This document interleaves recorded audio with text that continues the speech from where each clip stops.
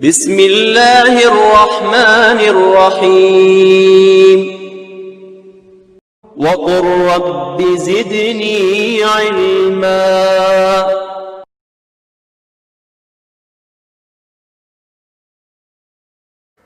الحمد للہ رب العالمین والصلاة والسلام علی قائد الغر المحجلین نبینا محمد وعلی آلہ وصحبہ اجمعین وبعد۔ محترم بھائی اور بہنوں، السلام علیکم ورحمۃ اللہ وبرکاتہ۔ آج کی مجلس میں ہم برکت کے تعلق سے بات کریں گے۔ جی ہاں، برکت اللہ تعالیٰ کی گراں قدر نعمت ہے جس سے اللہ تعالیٰ اپنے خاص بندوں کو نوازتا ہے، اور ایک مسلمان کو اس بات کا ہمیشہ فکر مند ہونا چاہیے کہ اسے اپنی زندگی میں برکت حاصل ہو تاکہ وہ دنیا اور آخرت کی بھلائیاں سمیٹ سکے۔ اللہ کے رسول صلی اللہ علیہ وسلم کی سیرت کا مطالعہ کیجئے کہ کیسے آپ صلی اللہ علیہ وسلم نے صرف 23 سال کی مختصر مدت میں ایک جاہل اور گنوار قوم کو تراش کر ایسی آئیڈیل قوم بنا دیا جن کی مثال قیامت تک دنیا پیش نہیں کر سکتی، اور ایسی تہذیب کی تعمیر فرمائی جس کے بغیر انسانیت کہیں سعادت نہیں پا سکتی۔ ائمہ دین کی زندگی اور ان کی سیرت کا مطالعہ کیجئے کہ کیسے انہوں نے اپنی مختصر زندگی میں ہزاروں صفحات پر مشتمل کتابیں لکھ ڈالیں۔ یہ سارے کام محض اس لیے ہو سکے کہ اللہ تعالیٰ نے ان کی زندگی میں برکت عطا فرمائی تھی۔ برکت کیا ہے؟ امام راغب رحمۃ اللہ علیہ، امام راغب الاصفہانی فرماتے ہیں کہ برکت کا معنی ہے کہ کسی چیز میں اللہ تعالیٰ کی طرف سے خیر کا ثابت ہونا، اور ہر برکت کا سرچشمہ اللہ تعالیٰ کی ذات ہے۔ اللہ تعالیٰ نے فرمایا تبارک الذی بیدہ الملک، برکت والی ہے وہ ذات جس کے ہاتھ میں حکومت ہے، جس کے ہاتھ میں بادشاہت ہے۔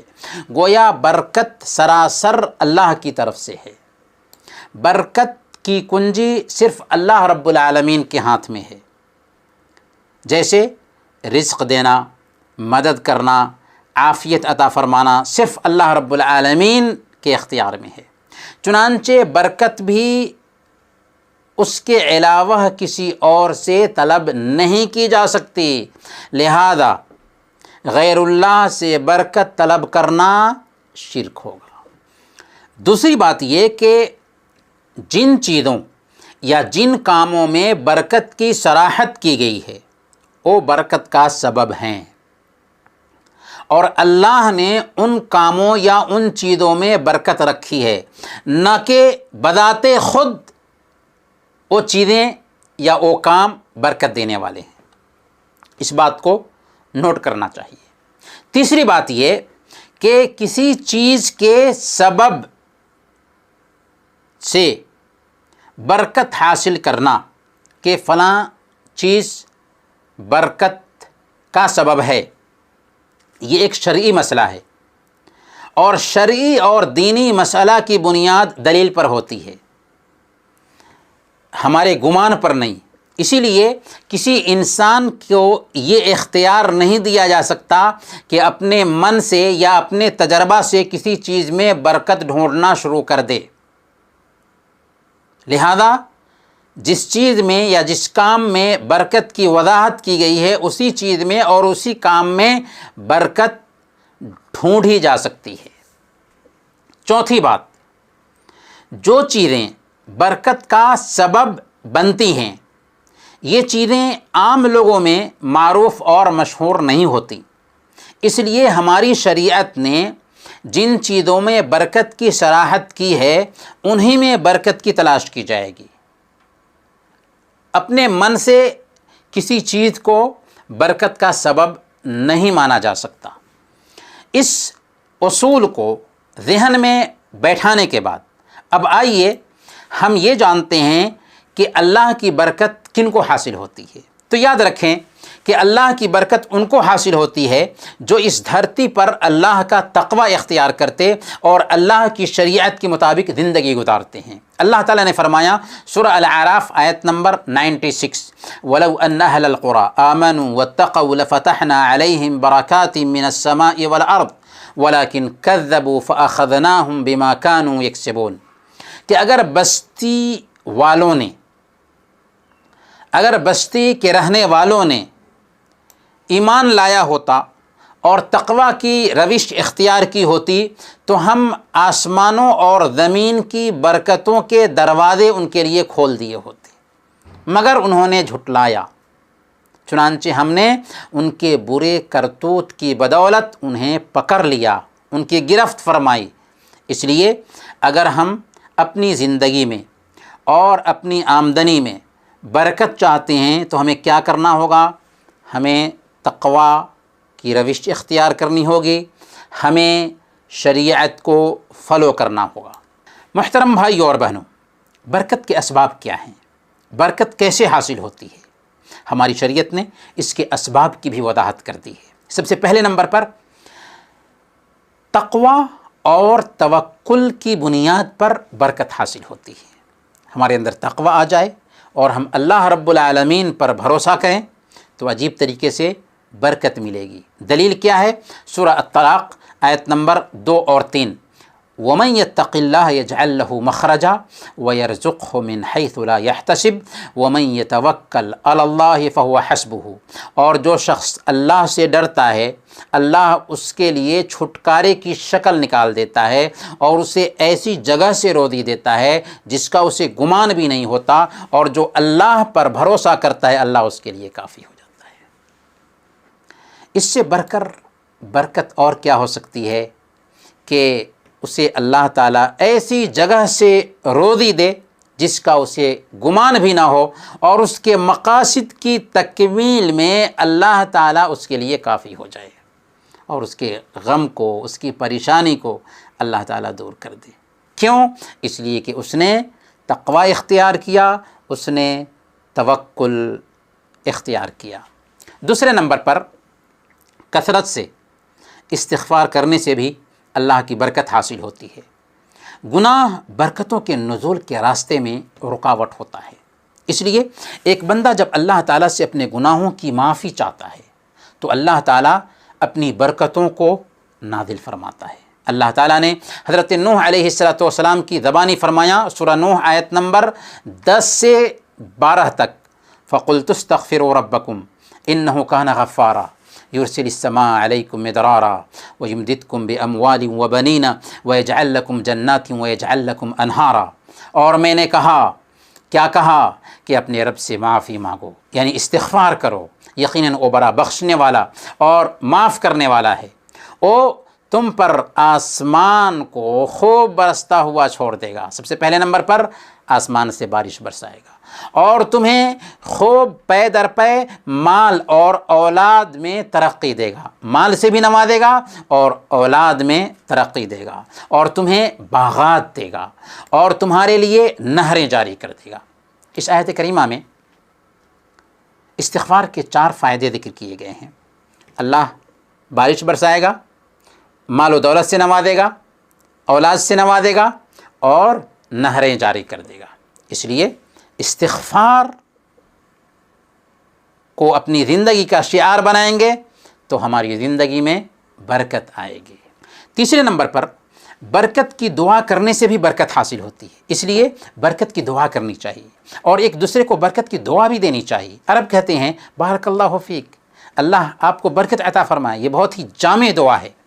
حضرت ام سلیم اور حضرت ابو طلحہ رضی اللہ عنہما کے قصہ میں بھی اگر آپ نے پڑھا ہوگا تو آپ کو محسوس ہوا ہوگا کہ اس میں کتنا اچھا پیغام ہے۔ حضرت ابو طلحہ رضی اللہ عنہ کے غائبانہ میں ان کے بیٹا کی وفات ہو جاتی ہے۔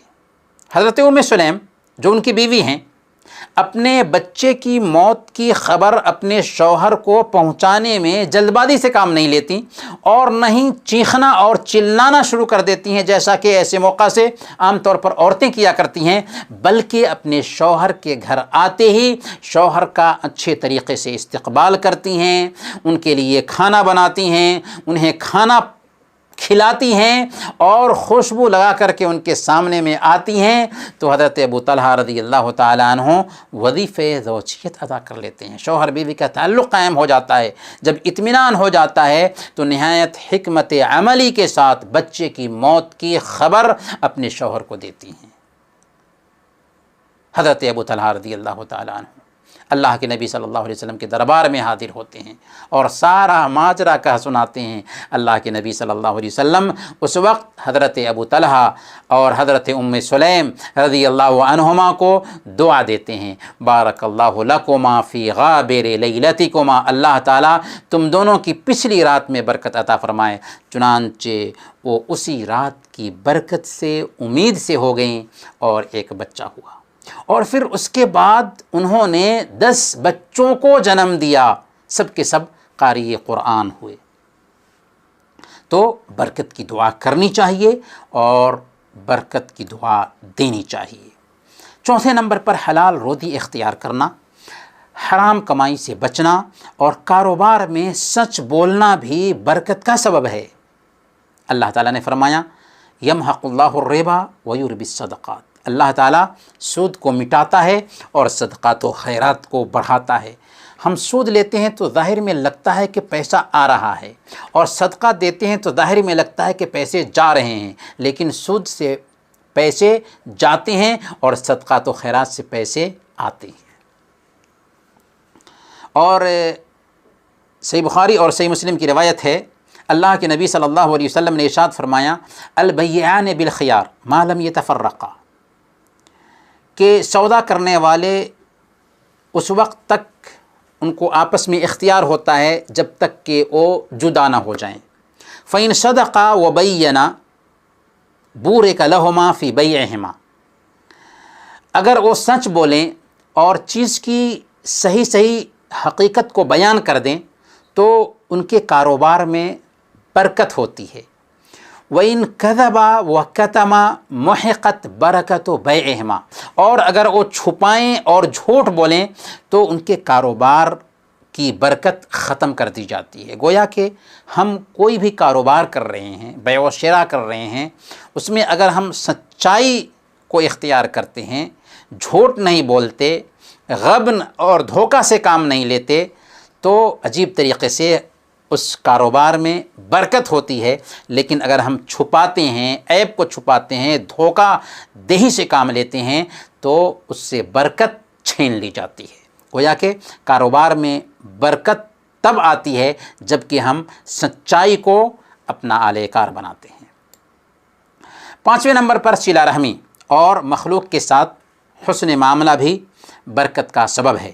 صحیح بخاری اور صحیح مسلم کی روایت ہے، حضرت انس رضی اللہ تعالیٰ عنہ بیان کرتے ہیں کہ اللہ کے نبی صلی اللہ علیہ وسلم نے ارشاد فرمایا من احب ان یبسط له فی رزقہ وینسأ له فی اثرہ فلیصل رحمہ، جس شخص کو یہ پسند ہو، جو آدمی یہ چاہتا ہو کہ اس کی روزی میں برکت آئے اور اس کی عمر لمبی کر دی جائے، تو اسے چاہیے کہ وہ صلہ رحمی کرے۔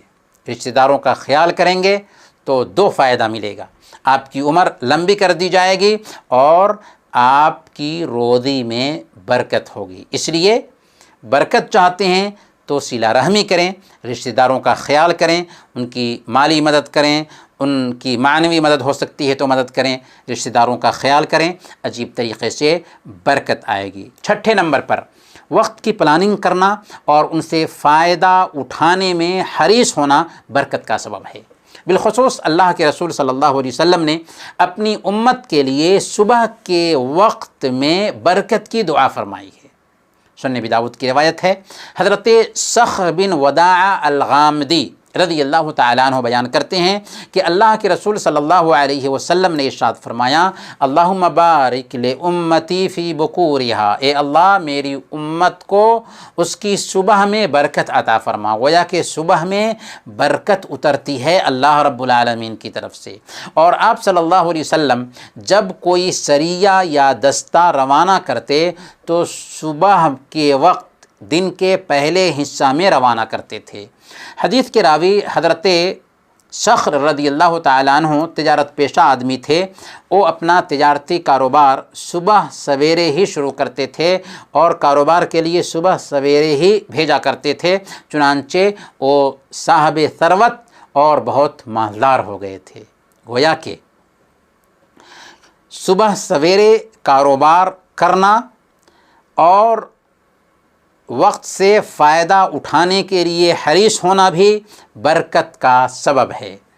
7ویں نمبر پر سخاوت اور اللہ کے راستے میں خرچ کرنا بھی برکت کا سبب ہے۔ اللہ تعالیٰ نے فرمایا سورہ البقرہ آیت نمبر 261، مثل الذین ينفقون اموالهم فی سبیل اللہ کمثل حبہ، جو لوگ اپنے مال کو اللہ کے راستے میں خرچ کرتے ہیں ان کے خرچ کرنے کی مثال ایک دانہ کی سی ہے، انبتت 7 سنابل، جس سے 7 بالیاں نکلیں، ایک دانہ اس سے 7 بالیاں نکلیں، فی کل سنبلۃ 100 حبہ، ہر بالی میں 100 دانے ہوں، کتنے ہو گئے؟ 700 دانے۔ 1 روپیہ خرچ کیا، 700 روپیہ اللہ رب العالمین کے بینک میں ہمارے لیے جمع ہو گیا۔ واللہ یضاعف لمن یشاء واللہ واسع علیم، اور اللہ تعالیٰ جسے چاہتا ہے بڑھا چڑھا کر دیتا ہے، اور اللہ کشادگی والا اور علم والا ہے۔